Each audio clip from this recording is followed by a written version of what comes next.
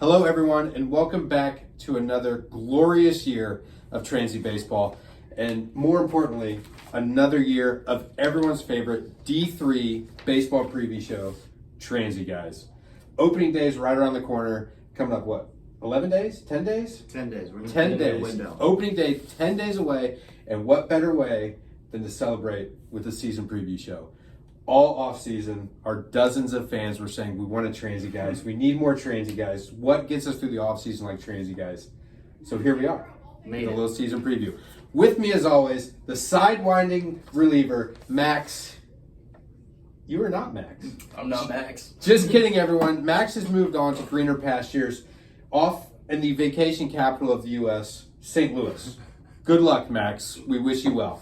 With me, new sidewinding reliever, Quinn. Bowering? Bowering. Yeah. I've known you for 4 years. I should probably know how to say your last name by now, so I apologize. Quinn, how are we feeling today? I mean, I'm excited. This season's going to be awesome. I'm just so happy to be part of the Transy Guys. I've been looking forward to this moment for a very long time. You've been a fan since you've been here. I I watch every episode. Yeah. The auditions were tough. We had open auditions. We played golf. I kind of tested you out a little bit, the conversation. Tested you out in the cold tub the other day, see how you can handle adversity. And I think you handled it well. So here you are. We're going to give it a shot. Yeah. We'll give it a shot. You I'm ready? excited. All right. So like I said, everyone kind of was waiting. So we figured season preview, actually the originator of Transy Guys, from a Transy Guy tweet years ago. Just a classic tweet that just said Transy Guy, period. And from that's how this was all born. Mm-hmm. Head coach of the Pios in your 7th year? 7th year. 7th? We came in the same year. Yes, we did. Head coach Zack Getsee. How you feeling today? Tremendous. Yeah? I appreciate you guys having me here. I mean, it's a beautiful day outside. Yeah. My dogs didn't sleep good. We had too much. My daughter told me the rain shook the house. Yeah, it's pretty bad out there. So we'll get to ask you a few questions, get to learn a little bit about the team, what's upcoming, and maybe get to learn just a little bit about you. So we ready? Yes. All right. First question we ask everybody: why Transy? I always put it in a couple boxes. When I was interviewing here, obviously a different situation than when you're working with some of our players. You chose it as a place to, go to college. I chose this as a place to come to work. There's a bunch of different boxes, obviously, but for me, the 3 or 4 most important ones, can you build a team that has a chance to compete for a national title? I feel like we've done a good job of putting ourselves in that position throughout the course of time. That's 1. 2, Lexington's just different than recruiting to, a lot of small Division III schools, and, the student athlete experience that our guys get to have here, but also as a coach, being able to work at in a city, be able to do the job of it not being so isolated is a big piece of it for me. Next question for you. What's your favorite part about Transy being located right in the heart of downtown Lexington? Well, for me, obviously, it's, we joke a lot about work-life balance around here in college athletics and what that actually is. But truly the best part about it is I can go and get a guy from Dallas, right? We can go and get a guy from Dallas, or we can go and get a guy from Louisville, and it's not a life-changing event for them to move to Lexington. It's not such an outlier in terms of what their previous experiences were. Which I think lets us go and find, good players. But at the end of the day, there's also some really nice golf courses floating around here. I don't have to drive. I don't have to. That's true. Gotta love that. Yeah. That's true. You brought it up at the banquet a little bit and kind of said, we all kind of need to move on a little bit about the nomad life from last year. But getting back to what we have this year, what type of advantage is that to play in a facility that we're going to play in this year in Wild Health? I mean, I was out there the other day. They're making huge renovations, it appears, locker room, stands, the wall. I mean, what type of advantage is that gives us? Well, the first aspect of it is the turf. Just the amount of stuff that we can get done on a day-to-day basis. And a day like today, right? It's been raining since 3:48 is what time my dog woke me up this morning, right? So it's probably been raining since about then. And as soon as it clears out, if it clears out today, we'll be able to roll out and go to practice. That's not something that we've ever, we've never had that before. Good old tarp pool. Yeah, no more tarp pools, no more, no more worrying about, the ice. We just got to make sure the time that we're trying to operate that day, we can go out there, we just got to make sure we get the time right, not a ton of planning. But, the other stuff, like my thing has always been our clubhouse atmosphere is phenomenal. And I think that's what spurns a lot of this stuff on, which is really, really good. But, having that back, okay, we're getting new lockers in there. Awesome, right? We threw a couple more couches in there yesterday. Awesome. Yeah, it's big time in there now. I can't wait for home opening day now. So that is, and then the other little stuff, the ancillary stuff that maybe the guys don't think about every day, maybe the coaching staff doesn't think about every day. Obviously, the stands and a giant, grandstand, which if you're a fan, as long as the wind's not blowing straight in, the wind's going right over top of you. But then little stuff like, hey, we have an AT room out there, ice machine out there, so we're not hauling it over. I mean, video board. Just things like that. It's just, I think that's pretty cool for especially this level. Yeah. Yeah. So there were a lot of underclassmen that had significant playing time this last year. Are they primed to take that next step? I think so. I think one thing, that's been unique about, at least in my time here, is, we went from young to old initially, right? And capped those guys off with an NCAA tournament run. The advantage that those guys had by the time they became really, truly, by the time they became juniors, was they had played more college baseball than the other guys that had been juniors. Right. They had more college at bats, they had more college innings, more successes and more failures throughout the course of that time. Hopefully this is a very similar situation we have our guys in now. And I saw a lot of parallels with that. That was kind of our first year, second year when those guys like the Wade LaPiccolos, Hudson Chastains, they all kind of came in. Michael Blair's came in and they played right away. And the first year you kind of took your, not lumps, but you took your learning experiences. And last year, the same thing kind of goes for the Braden Beckers and the Calvin Schuberts, Caleb Bowers, Austin Taylor. Kind of the same thing. So now going into that sophomore year, you kind of take that next step. And hopefully the trajectory is the same as what it was in the past. Here's a good one for you that I kind of came up kind of on the fly here. Is it true that the Ohio State University football team broke the University of Miami? No. It's the Ohio State University fans that broke the University of Miami. That's what I'd say. All right. Opening day is just a few days away, like we said, and we open up with, I think, SUNY Cortland, Wittenberg, Johns Hopkins, good competition, and we always have done that. Webster, Benedictine, some of these other schools that we play. Is that something you always try to kind of get competition going, and why is that important? I think it's there's a bunch of different reasons, but honestly, hey, it's way easier when you're talking to the guys and they're going off for Christmas break, when they know, hey, 2 months from now we've got 3 top 25 teams on the schedule the first weekend, or we've got a 3-game set against the top 25 team. We've got somebody like the University of Chicago rolling in, people that we know are very, very talented. I think it does a better job of preparing us for when we get down the road, right? Because we just, we don't spend, it's very good arm after very good arm, and then they've got a really good bullpen arm that comes in, and then they can play matchup with us, and hey, there's an All-American hitter right in the middle of the order, and you have to figure out how to navigate that type of stuff. We get into those situations in conference, we don't want to feel like, hey, we have to crank up to get into conference play, right? Where if you're playing teams like that, it just gets the juices flowing a little bit more. And I think that showed in the NCAA tournament a couple years ago when Denison was there and Webster was there, and we'd already played Webster. And I don't know if we played Denison that year, but we played Denison the year before, and we played Denison last year. But seeing those arms, we belong here. Yes, we've already seen these guys. They won your conference, but we hung with you. We beat Webster. We took a game from Denison, 2 games from Denison the year prior. It's like we can do this. Yes. Nothing scares you in that moment. Right. So I think that's huge. Yeah. So you're not allowed to get mad at me for the next question. Okay. So some may say the season is a grind. Yeah, some would say that. Yeah. Some would say. So what do you do to take your mind off the game?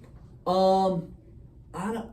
I think that's the one thing about being a coach is it never really between texting with, you got between recruits, like, hey, when you go home, when you hop in the truck to go home or you get home, even when you get home, you're still going to get texts from, hey, this guy was sick last night or whatever it is. As the weather starts to, really once the time changes and that allows us, like, I'll try and fit around a golf in here and there, but really I don't get to play a ton until the season's over. Yeah. I don't know, I like grilling. I do some of that type of stuff. What do you like to grill? I like grilling steaks. Although I made burgers on the flat top last night, so. Quinn sent me a meal that he made last night. A little chicken. I made some nice looking chicken tostadas last night. Yeah. Had some avocados, made a little bean paste. That's a really Dallas thing right there. I guess so. Yeah, you can take the guy out of Texas. Yeah. You can't take the Texas guy. We asked Landon this last year on the season preview. If not baseball, what other sport would you coach? He said like maybe some throws, like track. He looks like, he's a big guy. He should be a throws coach. I know very, very little about, actual golf swings, but I think I could be really into coaching golf, obviously. Other sports I could coach, I think I know nothing about like the differences between baseball and softball, so I'd probably be awful there. Yeah, it's funny. Everyone's like, "Oh, those sports are similar. They're completely different." Yes, they're completely There's different. nothing to say Completely different. other than they have bases. So, What about you, Quinn? You said you play golf, right? Yeah, You play golf. I kind of hung with you though that one day. That made me feel pretty good. I was playing awful. Sure. You were on a good day. Sure, everybody. All right, let's get world famous 3 up, 3 down. 6 quick questions right off the top of your head. Quick answer. Twitter or Instagram? Twitter every single time. I agree. I get all my news from Twitter. Yeah, that may be like terrible of me. Instagram has funny reels, but Twitter is right. Yeah, I guess there's more of like a generational gap. I guess I'd say. Instagram. Are you saying I'm old? Yeah. I'm not saying anything. You're saying I'm old. Sausage or bacon? Bacon. Really? Yeah, I I have agree sausage with that. patties. Patties? Yeah, over the links. If I'm going sausage, it's got to be links, but I'm still a bacon guy. You think? Good bacon and good sausage. Maybe a little maple bacon. Both good, but You know. bad bacon is still pretty good. Bad sausage patties are awful. I mean, it's like a donut. I guess you can never have a bad donut. Yeah. I agree with that. I think. Favorite book? Oh gosh, I've got a book. You seem like a big reader. Yeah, I've got a book in my office called "Lies My Teacher Told Me." Yeah. That I read when I was getting my master's. Man, is it? Yeah. You wanna get into some stuff that, like, now it's kind of a numbers heavy book and stuff like that, but even like, hey, if I got a little bit of downtime, I'll keep it in my office. I'll flip it open from time to time. What about you? What you got? I'm not the biggest book reader, but Organic chemistry. having to read, up through like middle school and high school. Yeah. Maybe like a good like Charlotte's Web, Man, Just a little Just a classic. classic Southern. I think paper. Catcher in the classics Rye. on the back there. I always like Catcher in the Rye. That was my favorite one in high school. Really? I enjoyed that one. Yeah. But 8-iron or a wedge? Oh, it depends on which wedge, right? I mean, probably a wedge. Let's go like a 54 degree. Yeah, I like I've got a black 54 degree, with the like the unfinished face. It's probably, if I'm swinging that club ball, it's probably my favorite club to have. I love the 8-iron. Yeah, I love the 8-iron. Anywhere, just 8-iron. One band you'd like to see in concert that you haven't seen? I obviously have Dead or alive? I mean, the Eagles. I think everybody should say the Beatles, but I'd like to see the Eagles with Glenn Fry and and Don Henley and Joe Walsh. What about you? Do you listen to music? I love music. I need to learn more about you. I think this year. This is gonna be me and you. We need some more one-on-one time. Hey, yeah, we'll go. There's plenty coming. We got plenty of time coming up here. We play at home 5 weekends in a row, so A lot of time. We get our one-on-one. Down in the pit. Golf course on your bucket list. I mean, I don't know what I would have to do I feel like there's only one answer. to play Augusta, Yeah. right? I don't know what I'd have to do. My dad's played Pebble. We've talked about playing Pebble, over like Christmas break sometime. That's something that, I'd really like to do.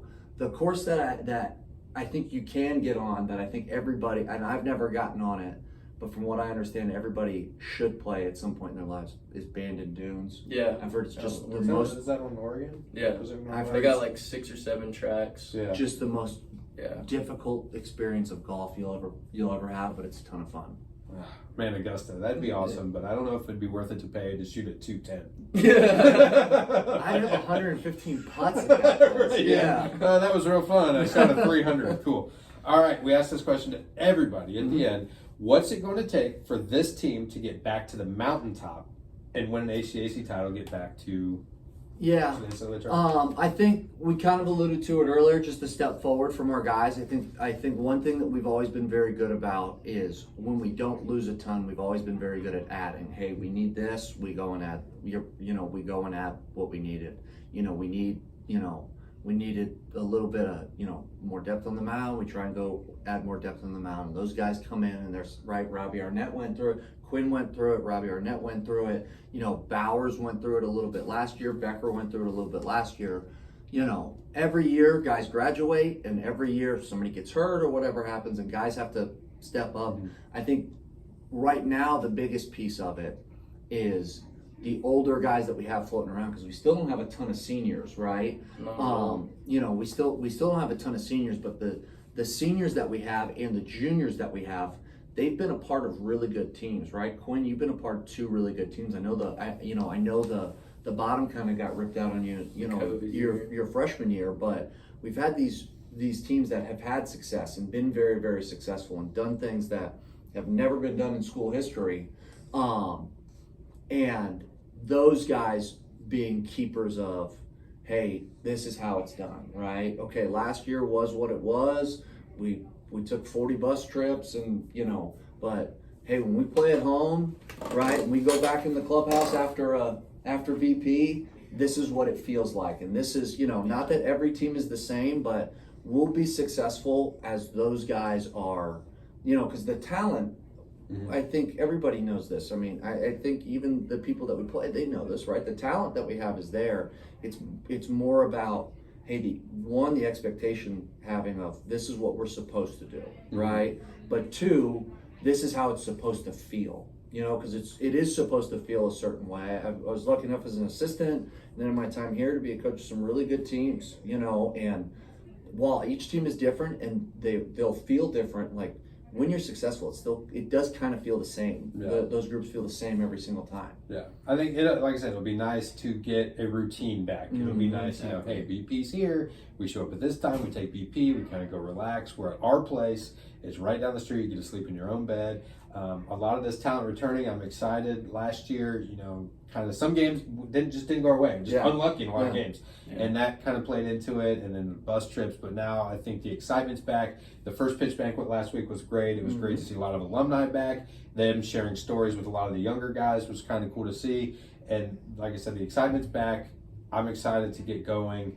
It'll be a cool place. All the changes that have been there at Whitaker. So come on down. We're home. Pick a day. We're probably there. Yeah. Mainly weekends, some midweek stuff. We got a lot of good teams coming in. Otterbine's coming here. DePaul, Oshkosh. Yeah, Chicago's coming back. So a lot of good baseball to see. Come on down. I'm excited. So that's it. Quinn, what do you think? I mean, that was your first go at it. You going to be okay? I think I did pretty good. I think you hung in there. You're a quiet guy. I think you came out of your shell. You're going to be good at this. Yeah. So it'll be good. So that's it, everyone. Season preview, season 4 of Transy Guys, season 7 of the Coach Getsee-led Pioneer Baseball program going here this year. So thanks, everybody. We'll see you next time.